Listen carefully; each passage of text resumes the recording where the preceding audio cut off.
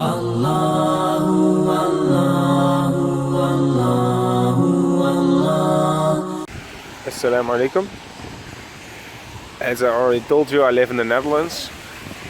And the Netherlands is a country where we have a lot of rain. And lately there has been extremely much rain. So as you can see here, we have a lot of water now in our wells. Also on the street there's a lot of water. And a bit further I noticed that it doesn't even fit anymore, all the water which is in the wells. So as you can see here, it's just floating. There's too much water to handle. And the same is the case here.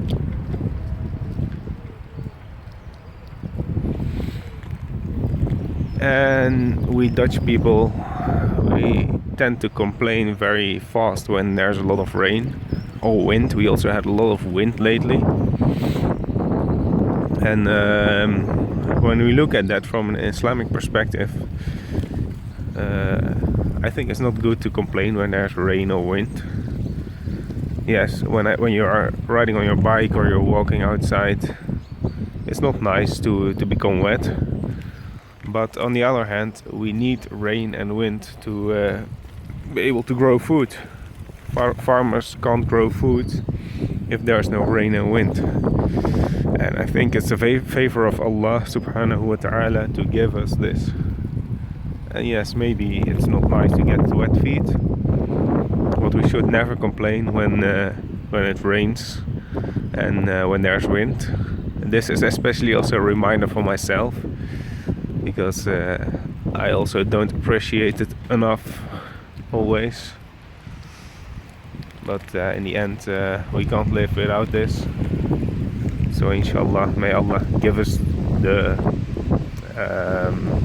ability to think about it as a positive thing. Assalamu alaikum.